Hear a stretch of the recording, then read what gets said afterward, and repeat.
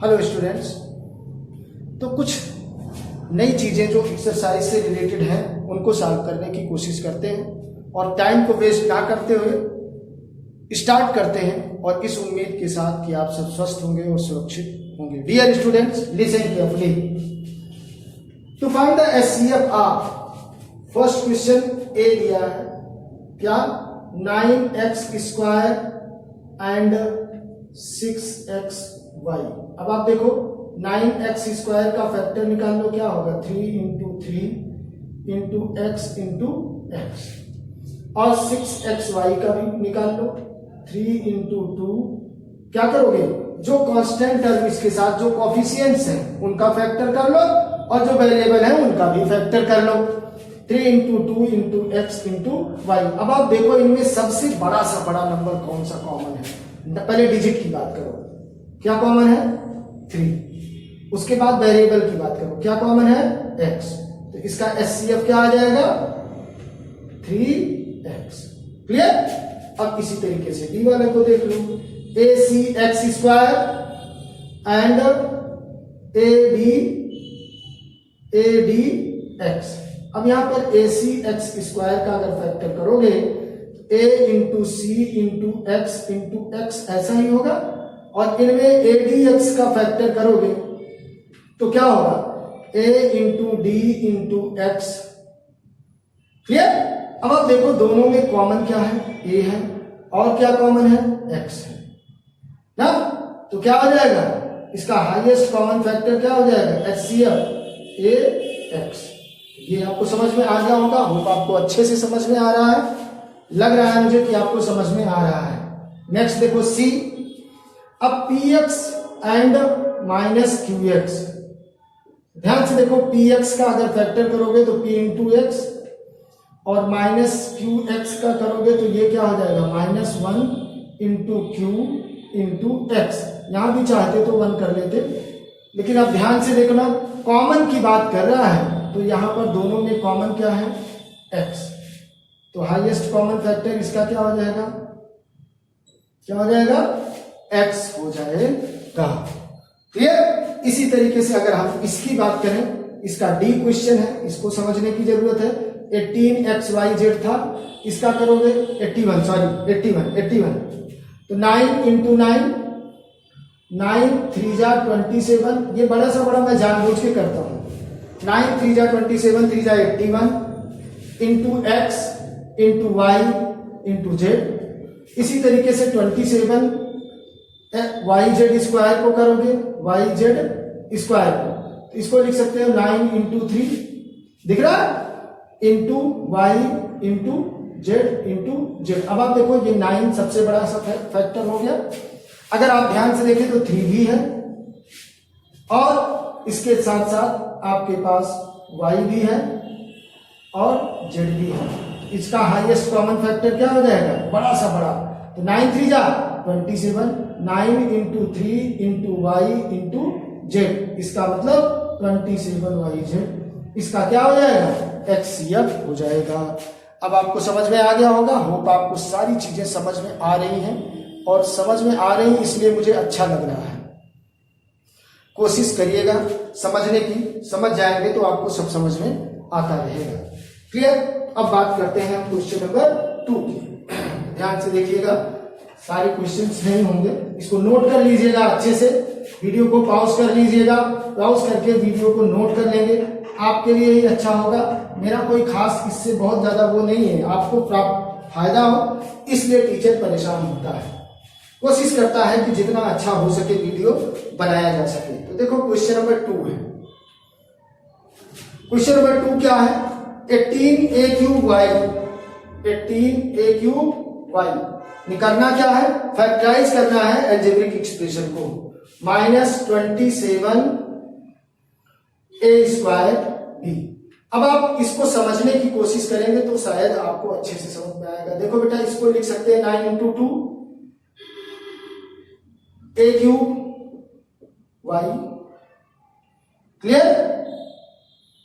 -9 × 3 a³ × b। अब देखो इन दोनों में कॉमन क्या है, 9 है दोनों तरफ, ये 2 टर्म हो गए, क्योंकि टर्म का डिवीजन प्लस और माइनस से ही होता है।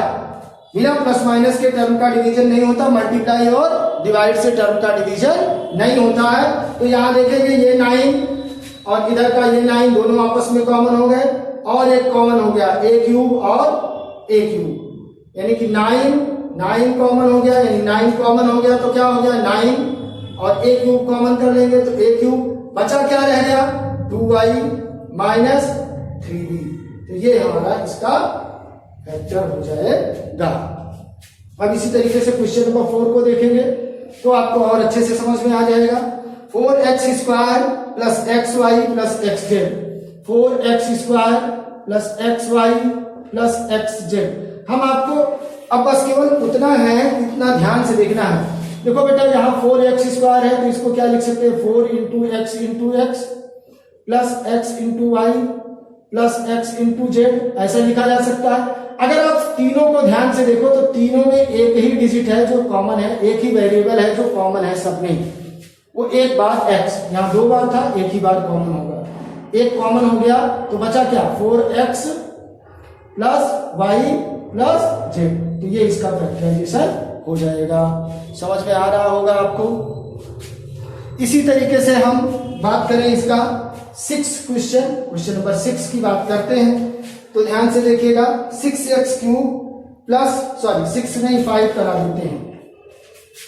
चलिए देखिए 5 देख लीजिए, 5 क्वेश्चन नंबर 5 क्या है 8p power 4 cube plus 18p cube plus 18p cube Q square 18p cube Q square plus 2p Q power 4। देखो यहां पर अब इन डिजिट्स में हमको देखना है कि क्या कॉमन है। यहां देखो 18 और 8 को क्या लिखा जा सकता है 2 इंटू 4, क्लियर। इसको क्या लिखा जा सकता है p का power 3 into p into Q, अपने फायदे के लिए करना है।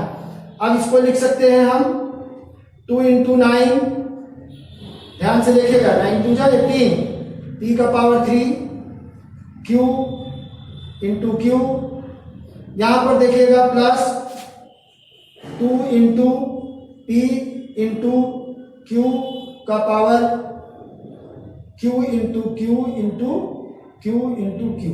अब ध्यान से समझने की कोशिश करिएगा। देखो 2 ऐसा है जो दोनों में है तो चलिए 2 कॉमन हो गया। और एक चीज देखो यहां पर केवल p है, यहां पर भी p क्यूब है तो इसमें एक p तो होगा ही और एक p यहां पर भी है, यानी 2p भी कॉमन हो गया। अब q की बात करो q भी यहां पर है, यहां पर भी है और यहां पर है। क्यों हम 2 बार नहीं कर सकते, क्योंकि इसमें एक ही बार है तो जो सबसे कम होता है वही कॉमन होता है। तो हर में सब में क्यों एक बार है तो यहां पर 2p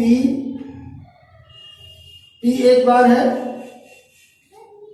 यहां पर p है, इसमें भी p है, इसमें भी p हो गया और q कॉमन हो गया, यानी कि 2pq कॉमन हो गया। बचा क्या बेटा यहाँ पर 4pq plus 9p square Q plus क्या बचा यहाँ पर q बचा और q क्यूब बचा, क्या बचा q क्यूब बचा। तो ये हमारा इसका सोल्यूशन हो जाएगा। इसको अच्छे से समझ लोगे तो कुछ नहीं है, ऐसा कुछ है नहीं इसमें जो आपको लगे कि यार कुछ अलग ही चीजें हैं, ऐसा कुछ नहीं है। आपको इसको समझने की जरूरत है बस। अगर आप ईमानदारी से समझ लिए तो कोई दिक्कत नहीं है। नेक्स्ट बात करते हैं हम इसका, मान लीजिए कि हम बात करते हैं इसका 7। सोचिएगा 7 क्या है a स्क्वायर b स्क्वायर। अब हम इस तरीके से फैक्टर नहीं करेंगे, अब आपको खुद समझ के इसको समझना है। a square b square minus a cube b cube plus 2ab। अब देखो यहां पर ab सब जगह है, 2 तो है ही नहीं कहीं, तो इसका मतलब 2 तो कॉमन होने से रहा, 2 कॉमन नहीं होगा क्या कॉमन ab से रिलेशन बनाएंगे। तो देखो यहां पर समझ रहे होंगे हमारी बात को, समझ रहे होंगे तो आपको अच्छा लगेगा। यहां पर देखो सबसे छोटे पावर वाला क्या है, ए बी, केवल ए बी है। अगर हम सब में ए बी कॉमन कर लें तो बेटा यहाँ a का पावर 2 था, एक a कॉमन हो गया, 1a बचा। यहाँ b का पावर 2 था, 1b कॉमन हो गया, b बचा। यहाँ पर a का पावर 3 था, 1a कॉमन हो गया तो a स्क्वायर बचा। यहाँ b एक कॉमन हो गया तो b स्क्वायर बचा और प्लस 2 बचा। तो ये इसका आंसर हो जाएगा। इस तरीके से आपको ये समझ में आ गया होगा और आ भी रहा होगा, बहुत अच्छे से समझ में आ रहा होगा। इसके लिए आपको कोई प्रॉब्लम नहीं होने वाली है, बस ईमानदारी से पढ़ने की जरूरत है। इसका लास्ट क्वेश्चन है, इसको भी देख लेते हैं क्या है। 9p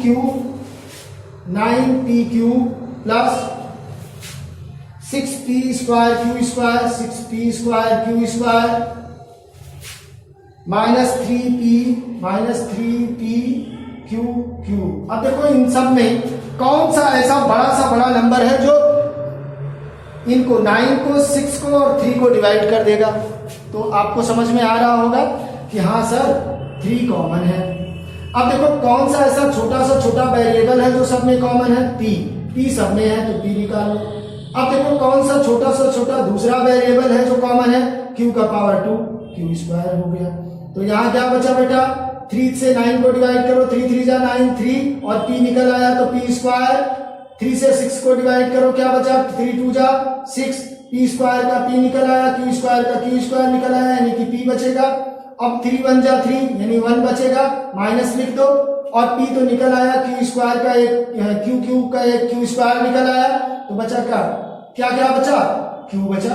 तो ये आंसर हो जाएगा इसका 3p स्क्वायर ब्रैकेट में 3p square plus 2p plus minus q। तो ये एक्सरसाइज इस तरीके से आपकी कंप्लीट हो जाएगी और फर्स्ट एक्सरसाइज आपको समझ में आ भी गया होगा। तो डियर स्टूडेंट्स 10A एक्सरसाइज आपका कंप्लीट हो गया है। आप होप आप इसको समझ लेंगे अच्छे से। फिर नेक्स्ट वीडियो में नेक्स्ट एक्सरसाइज को सॉल्व करेंगे। तब तक के लिए थैंक यू, बाय बाय। हाँ, वीडियो को जरूर पूरा देखिएगा, कमेंट जरूर करिएगा वीडियो कैसा लगा, समझ में आया कि नहीं आया। Thank you for watching, thank you.